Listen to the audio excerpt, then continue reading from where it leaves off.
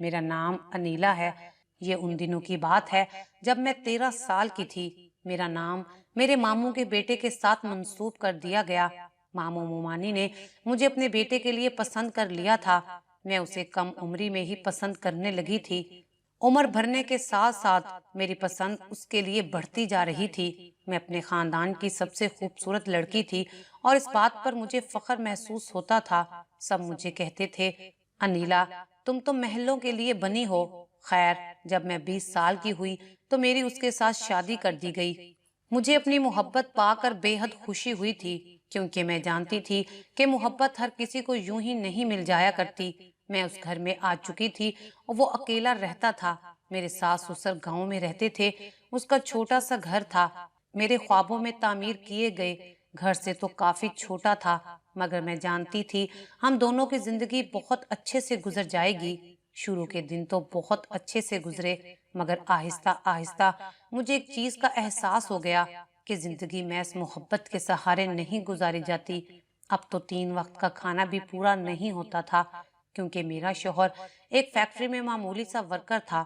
شادی سے پہلے ماموں مومانی نے بتایا تھا کہ وہ فیکٹری میں منیجر لگا ہوا ہے، مگر ایک دن اس نے خود ہی سب حقیقت مجھے بتا دی کہ یہ سب جھوٹ اس نے مجھے پانے کے لیے بولا تھا، ورنہ میرے والدین رشتہ ہونے کے باوجود بھی کبھی بھی میری شادی اس کے ساتھ نہیں کرتے۔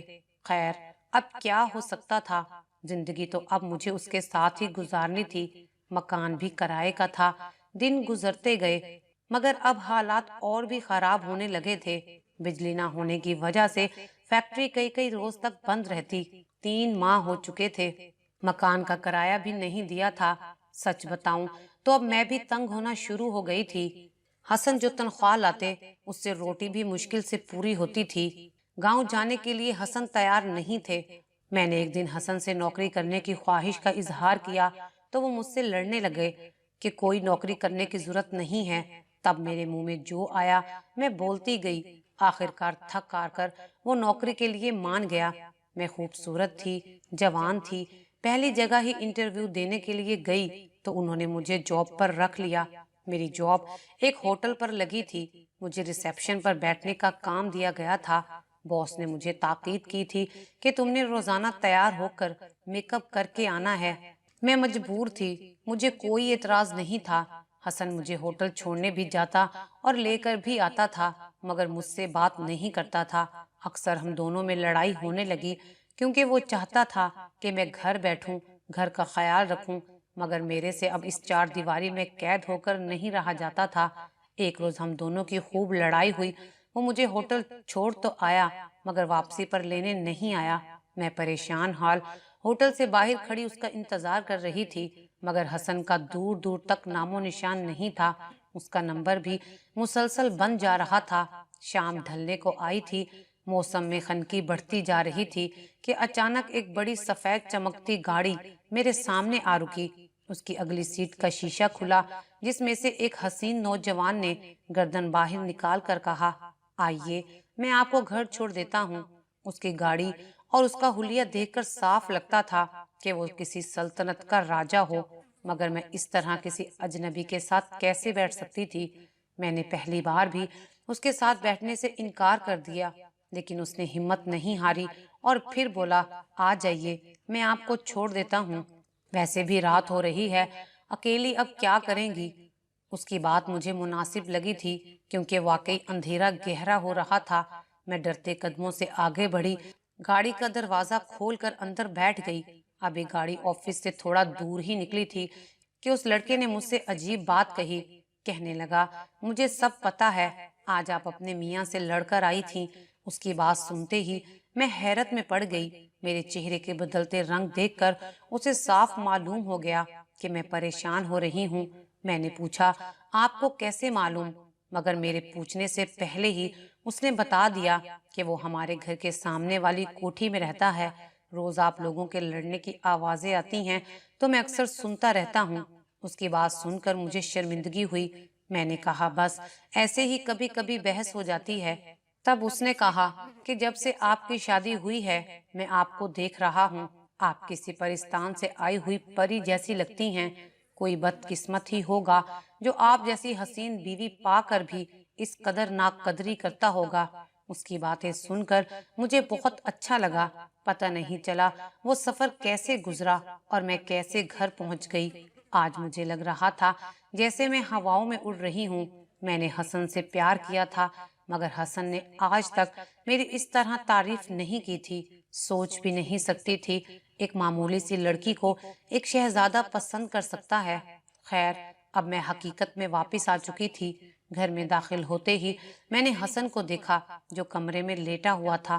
مجھے دیکھتے ہی بولا، آج طبیعت خراب ہو گئی تھی اس لیے لینے نہیں آ سکا۔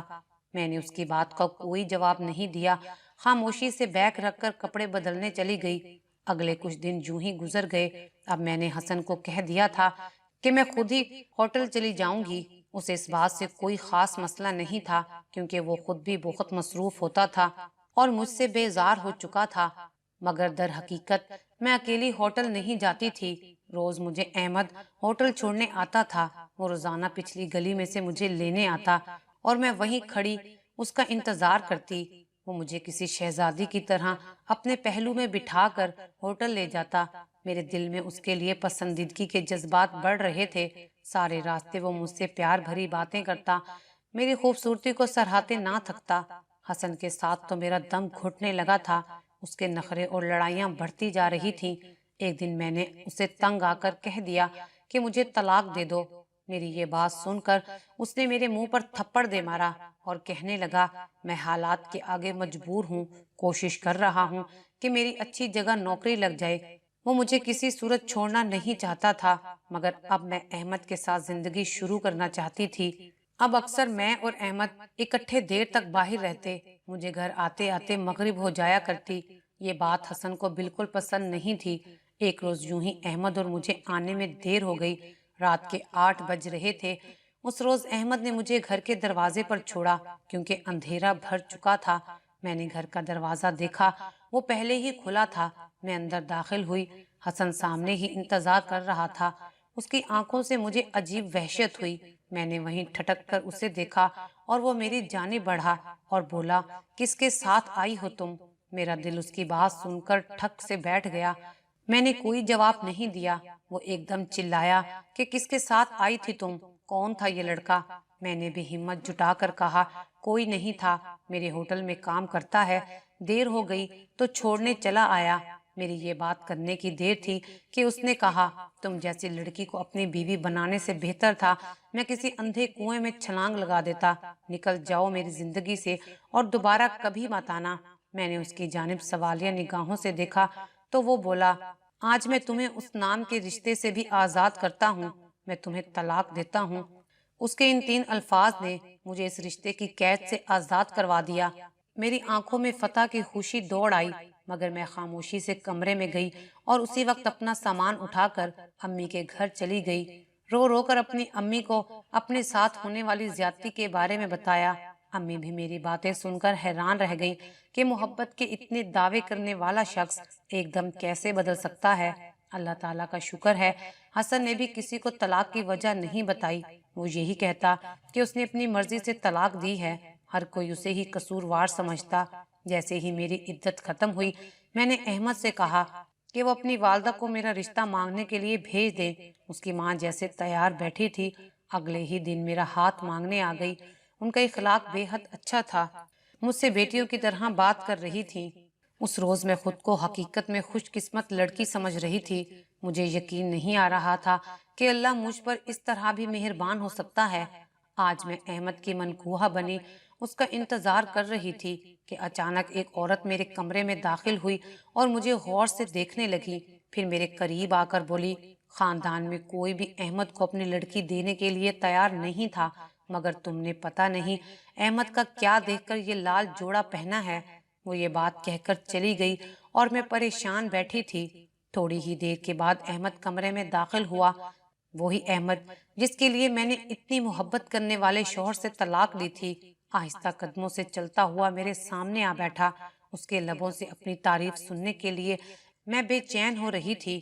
پھر جیسے ہی اس نے اپنے لب کھولے تو میں حیران رہ گئی۔ کہنے لگا، جاؤ واش روم میں کپڑے بدل کر آؤ۔ میں نے حیرت سے اس کی طرف دیکھا۔ اس نے پھر سے اپنی بات دہرائی۔ میں اٹھی اور کپڑے چینج کر کر آ گئی۔ اس نے میرے کپڑے اٹھائے اور پہن لیے۔ یہ دیکھ کر میرا دماغ چکرا رہا تھا۔ پھر بولے، تمہارے میک اپ کا سامان کہاں ہے؟ میں نے ایک بار پھر حیرت سے اس کی جانب دیکھا۔ وہ کیسا سوال پوچھ رہا تھا؟ میں نے کہا ٹیبل پر رکھا ہوا ہے۔ پھر وہ اٹھ کر سامان کے پاس گیا اور بولا، نہیں یہ تو اتنا اچھا نہیں ہے۔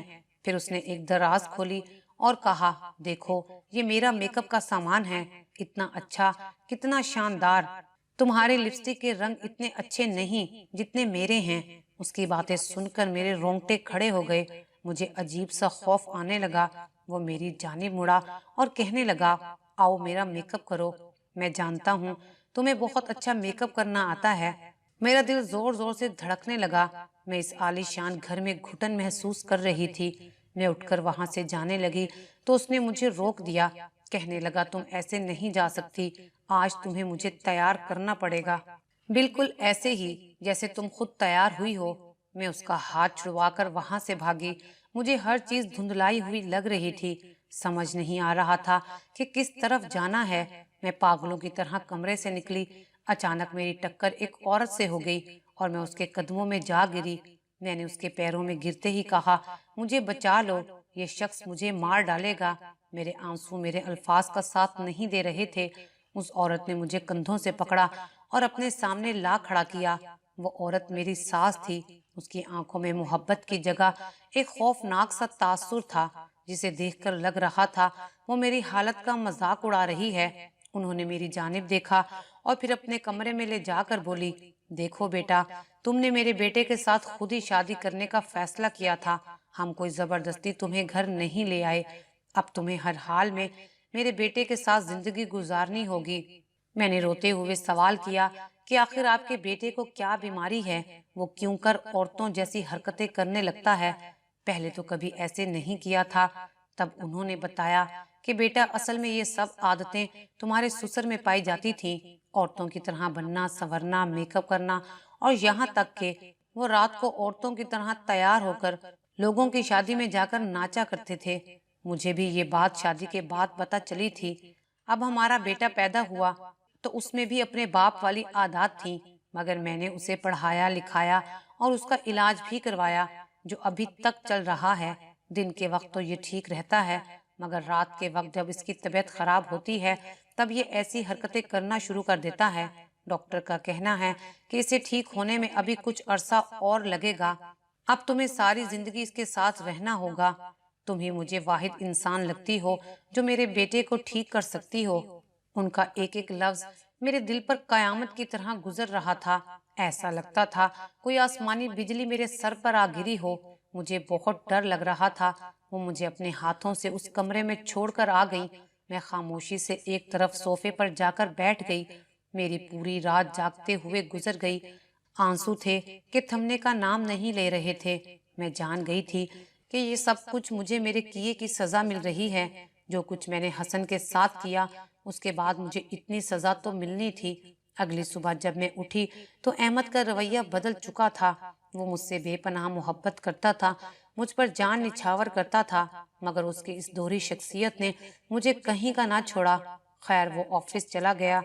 دن بھر میں اسی کشمکش میں رہی کہ مجھے کیا کرنا ہے۔ احمد کی امی نے مجھے کہا، بہو اب تم خود ہی اپنے شوہر کو ڈاکٹر کے پاس لے جانا، کیونکہ پچھلے کچھ دنوں سے احمد نہ ڈاکٹر کے پاس جا رہا ہے اور نہ ہی کوئی میڈیسن کھا رہا ہے۔ رات کو جب وہ واپس آیا، میں اس کے لیے کھانا لے کر گئی، مگر اس کا رویہ وہی تھا۔ وہ بولتا جا رہا تھا، کبھی کوئی رنگ برنگا جوڑا نکالتا تو کبھی کوئی جوڑا۔ میری نم آنکھیں اسے نظر ہی نہیں آتی تھیں۔ کئی دن یوں ہی گزر گئے۔ دن میں اس کا برتاؤ اور ہوتا اور رات کو وہ منفرد انسان بن جاتا۔ میں ہر وقت اللہ سے اپنے ان گناہوں کی معافی مانگا کرتی تھی۔ اب تو میں 5 وقت کی نمازیں بھی پڑھنے لگی تھی۔ ہر نماز کے بعد اپنے شوہر کی سلامتی اور اس کی بہتری کی دعا مانگتی۔ اکثر رات کو جب وہ یہ سب حرکتیں کرتا، میں اسے منع کرتی تو وہ مجھ سے لڑنے لگتا۔ ایک آدھ دفعہ تو ایسا بھی ہوا اس نے مجھ پر ہاتھ اٹھانے کی کوشش کی۔ ایک رات میرے ذہن میں خیال آیا جس پر میں نے پوری طرح عمل کیا۔ جیسے ہی احمد کمرے میں داخل ہوا، उसने अपने मेकअप का दराज खोला, अंदर कुछ नहीं था। सारा मेकअप वहां से गायब था और वो आग बरसाती निगाहों से मेरी तरफ मुड़ा। मुझे लगा वो मुझे कच्चा खा जाएगा। वो मुझसे पूछ रहा था, मेरे मेकअप का सामान कहाँ है? मैंने कहा, मुझे नहीं मालूम। ये सुनना था तो उसने मेरी गर्दन पर हाथ रख दिया। मेरा गला दबाने की कोशिश करने लगा। मैं जोर जोर से चीखने लगी, मगर मेरी आवाज वहां सुनने वाला कोई नहीं था। इतनी हिम्मत किसी में ना थी कि आकर मुझे उस जालिम इंसान से बचा ले। वो किसी भूखे शेर की तरह देखते हुए बोला, बताओ मेरा सामान कहाँ है, वरना मैं तुम्हें मार डालूंगा। ये बात करते ही वो फूट फूट कर रोने लगा, मगर उसकी गिरफ्त में कोई कमी नहीं आई। रोते हुए वो फिर हंसने लगा और तंजिया निगाहों से मेरी जानिब देखकर बोला, बताओ बोलते क्यों नहीं हो, कहाँ है मेरा सामान? उसकी गिरफ्त मजबूत हो रही थी, मेरी सांस बंद हो रही थी। मैंने बोलने की कोशिश की कि बताती हूँ। जैसे ही मैंने कहा, उसका हाथ ढीला पड़ गया। कहने लगा, हाँ बताओ। अब मैंने उसे बताया कि वो मैंने अपनी अलमारी में रख दिया। वो पागलों की तरह अलमारी की तरफ बढ़ा और हर चीज उलट पुलट कर अपना सामान निकाल लिया। मेरी सारी कोशिश धरी की धरी रह गई। मुझे लगता था शायद मैं उसका सामान छुपा दूंगी तो वो कुछ नहीं कर पाएगा। उस रात मुझे अपनी किस्मत पर रोना आया। जी चाहा मैं हसन से माफी मांगूं कि शायद उसकी माफी मुझे ठीक कर दे, मेरी मुश्किल से मुझे निकाल दे। खैर अगले कई महीने यूं ही गुजर गए। दिन में वो मेरे साथ ठीक हो जाता और रात को बदल जाता। एक रात मैंने अहमद से कहा, आओ मैं तुम्हें खुद तैयार करती हूँ। ये सुनकर उसे भी खुशी हुई। आहिस्ता आहिस्ता ये रोज का मामूल बन गया। अब मैं उसे तैयार करती, फिर कभी कभी वो मेरा मेकअप करता। अब मेरी उससे खासी दोस्ती हो गई। एक रात मैंने उससे कहा, आज हम डॉक्टर के पास चलते हैं, तुम्हारा इलाज करवाएंगे। वो इस बात पर बहुत गुस्सा हुआ। मैंने उसे कहा, अगर तुमने मेरी बात नहीं मानी तो मैं नाराज हो जाऊंगी, मगर शायद अब वो मेरी नाराजगी सह नहीं सकता था, इसलिए फौरन मान गया। डॉक्टर से मैं पहले ही टाइम ले चुकी थी। वो डरा डरा सा मेरे साथ चल रहा था। जैसे ही हम डॉक्टर के पास पहुंचे, उसके चेहरे पर एक अजीब सा खौफ तारी हो गया। डॉक्टर ने कहा, इन्हें मुसलसल तवज्जो और प्यार की जरूरत है, ये शायद तभी ठीक हो पाएंगे। डॉक्टर की बात सुनकर मुझे इत्मीनान हो रहा था। कई महीने इलाज चलता रहा। अब मैं उससे डरती नहीं थी। अब वो रात को जो कहता मैं उसकी बात मान लेती। अगर कोई रंग बिरंग का दुपट्टा ओढ़ना चाहता तो मैं उसे दे देती। अगर वो कहता कि लिपस्टिक का ये शेड लगाओ तो मैं उसको वही लगाती, सिर्फ इसलिए ताकि उसकी मुझसे दोस्ती बरकरार रहे। मैं उसके साथ नमाज पढ़कर तस्बीह करके उस पर फूंका भी करती थी कि शायद कोई चीज इस पर असर कर जाए। एक रोज मैं हसन से मिलने भी गई, क्योंकि मैं उसके सामने जाने के काबिल तो नहीं थी, मगर मैंने हिम्मत करके उससे माफी मांगी। वो मेरी जानिब नम आंखों से देखते हुए बोला, मैंने तुम्हें इतनी मोहब्बत दी, हमेशा जान से अजीज रखा, मगर तुमने मुझसे बेवफाई की। उसकी बातें सच थीं। मेरे दिल पर बहुत भारी पड़ रही थी। मैंने उसके आगे हाथ जोड़ लिए कि मुझे माफ कर दो। तब उसने कहा, यहाँ से चली जाओ, दोबारा कभी मेरे सामने मत आना। उसने मुझे माफ किया था या नहीं ये तो मैं नहीं जानती, मगर उसके बाद मैं उसके सामने कभी नहीं गई। अहमद का इलाज जारी रहा। मैं मुसलसल उसे डॉक्टर के पास ले जाती। आहिस्ता आहिस्ता उसमें बदलाव आने लगा। अब जो मसला उसे रोज होता वो एक दो दिन बाद होता। अल्लाह की करनी ऐसी हुई कि वो मुकम्मल ठीक हो गया। मेरी मोहब्बत में उसके लिए कोई कमी नहीं आई थी। मैं उससे ज्यादा प्यार करने लगी थी। अब वो मसला उसे दोबारा दरपेश नहीं आया। मैं अल्लाह के आगे रो रो कर माफिया मांगती हूँ। अब वो दिन दोबारा कभी नहीं देखना चाहती। आज हमारी शादी को 3 साल गुजर चुके हैं। अहमद बिल्कुल ठीक है, मेरा एक बेटा भी है। जिंदगी बिल्कुल वैसे है जैसे मैंने ख्वाहिश की थी। अल्लाह ताला ने मेरी सख्ती टाल दी। अल्लाह ताला ने माँ का रुतबा देकर मेरे गुनाह माफ कर दिए। मेरी आंखें आज भी अपने रब के आगे झुकते ही अश्कबार हो जाती हैं, जिसने मेरी तमाम तर गुनाहों को नजरअंदाज करके मुझे मेरी जिंदगी की खुशियां लुटा दी। हसन ने भी दूसरी शादी कर ली है, उसकी भी एक बेटी है। अब अहमद बिल्कुल ठीक हैं और मैं अल्लाह ताला का शुक्र अदा करती हूँ कि उसने मुझे एक नई जिंदगी अता की है। अगर आपको हमारी ये वीडियो अच्छी लगी हो तो इसे लाइक करें, शेयर करें और मज़ीद अच्छी अच्छी वीडियोस देखने के लिए हमारा चैनल सब्सक्राइब करें।